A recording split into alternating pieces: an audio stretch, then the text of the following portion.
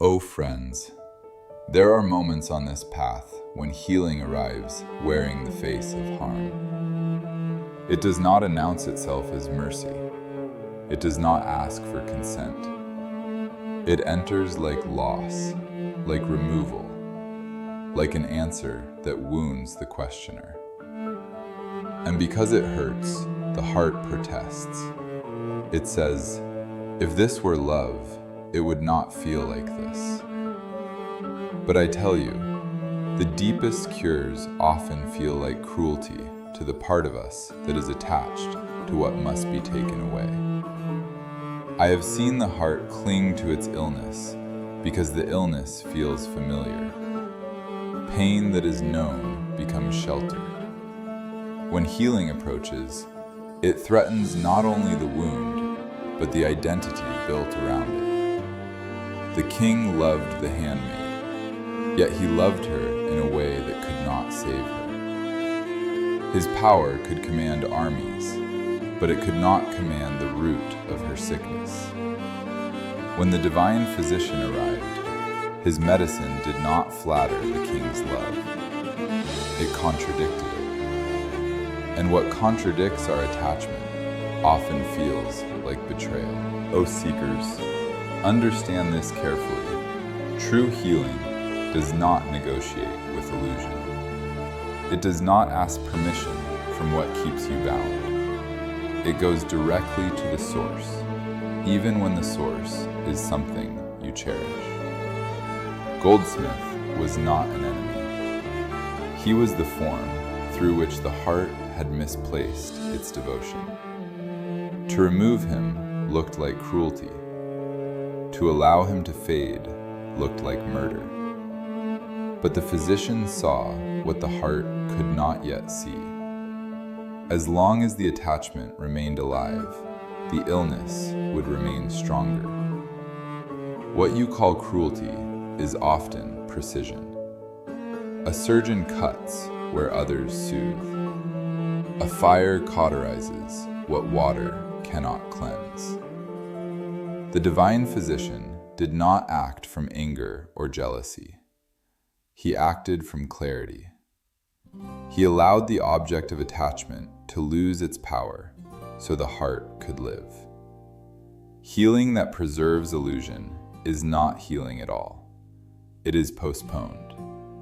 And postponement only deepens the eventual wound. Oh friends, notice how quickly the heart accuses when its favorite comfort is threatened. It says, this is too much. This is unfair. This cannot be right. But ask yourself, who is speaking at that moment?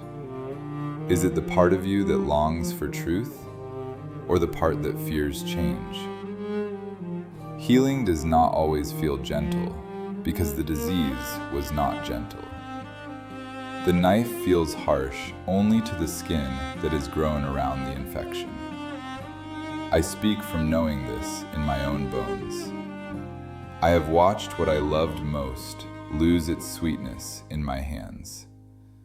I have prayed for relief and received subtraction instead. At first, I called it loss. I called it injustice. Only later did I see that what was taken was not life, but obstruction. The pain was real, but it was not pointless.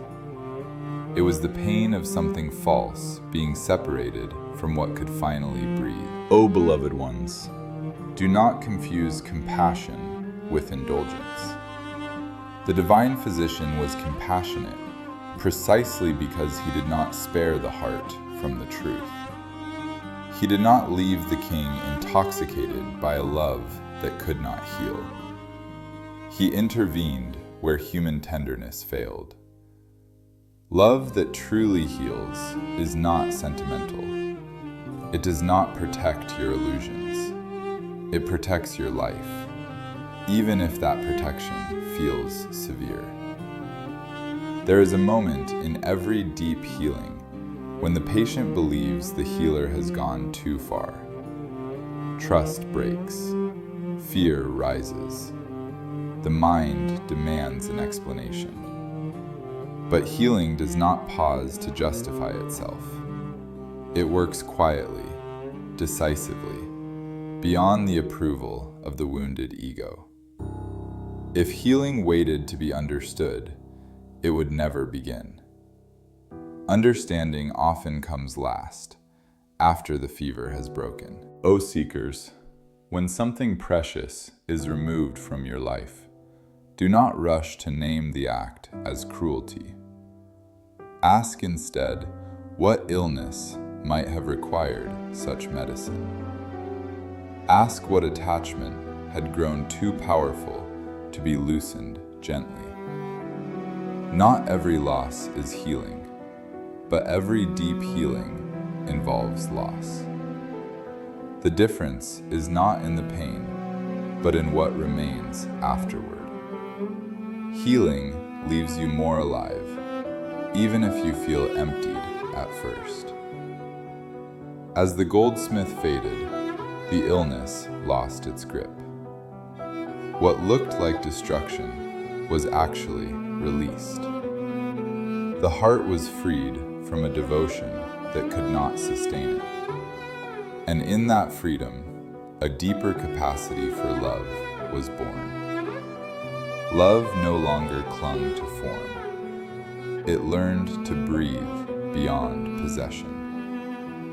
This is the quiet miracle hidden inside apparent cruelty. The heart is taught how to love without being enslaved by what it loves. Oh friends, if healing in your life has arrived with sharp edges, if it has taken something you begged to keep, do not rush to conclude that you have been abandoned. Sit with what remains. Notice what has loosened. Notice what can finally breathe. Healing that looks like cruelty is often mercy that refuses to lie to you. It loves you too much to leave you sick. When the cure is complete, you will not praise the pain, but you will recognize its necessity. You will see that what was removed was never your life. It was only the chain you mistook for safety. And in that recognition, the heart grows quiet, not because it has lost love, but because it has finally been given a love strong enough to heal. Thank you for watching. Stay tuned for the next episodes.